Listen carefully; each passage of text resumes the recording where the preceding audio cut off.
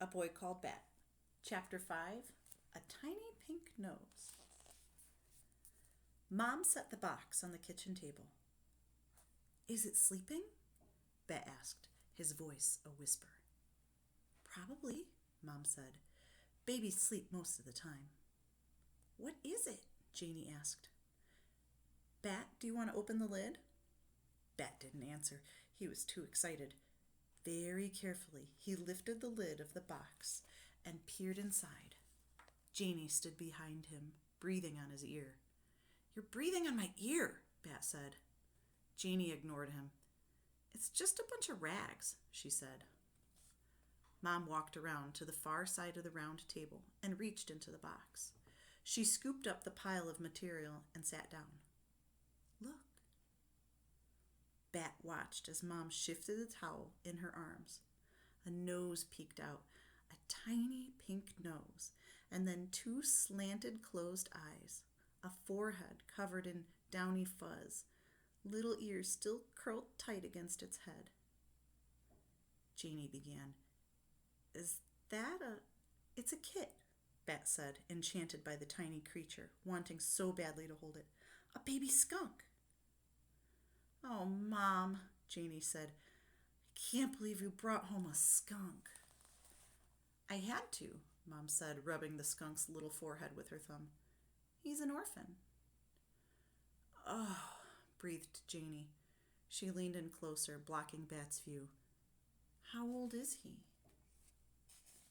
You're in my way, Bat said loudly, and he pushed Janie's arm to make room for himself. Bat, Mom said, you need to stay calm around the skunk kit, okay? You don't want to scare him. Bat did not want to scare the skunk kit.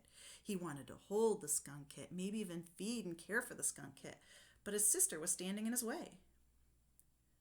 Move, Janie, he hissed at her as quietly as he could hiss. Why don't you both sit down, Mom said. I'll tell you all about him. Janie plopped down into the chair on Mom's right, so Bat went around to her other side and sat in the chair on her left. He scooted the chair as close to Mom's as he could. The kit was still tucked into the towel, only his little face visible. Eyes closed, he opened his mouth in a yawn, his tiny pink tongue arching out.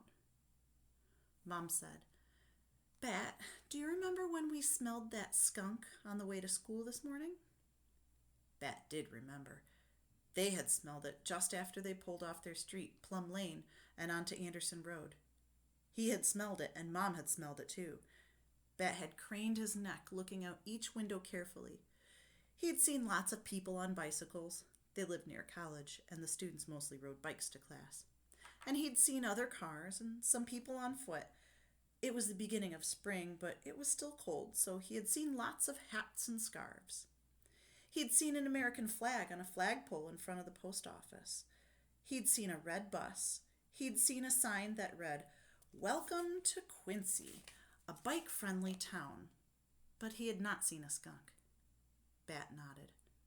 I remember, he said. Well, unfortunately, the skunk we smelled but didn't see was the mama skunk. A car hit her and a couple of college students brought her to my office in the basket of a bike. She was there waiting for me after I dropped you off at school, injured and very pregnant. Is she okay? Janie asked. I wish I could say she is, Mom answered. I wasn't able to save the mother or the other baby kits. Only this one lived. I was able to check the mother for diseases, though, and luckily she wasn't sick, which is a good sign the kit isn't sick either. That's awesome, Bat said. Bat, said Janie loud and sharp. The kit twitched and shifted, scared by Janie's voice. How can you say it's awesome? The mom died. The other babies died. Bat didn't mean it was awesome that the other skunks had died. Of course that wasn't awesome. He'd meant that it was awesome that this kit had lived. But it wasn't worth it to try to explain to Janie what he'd meant.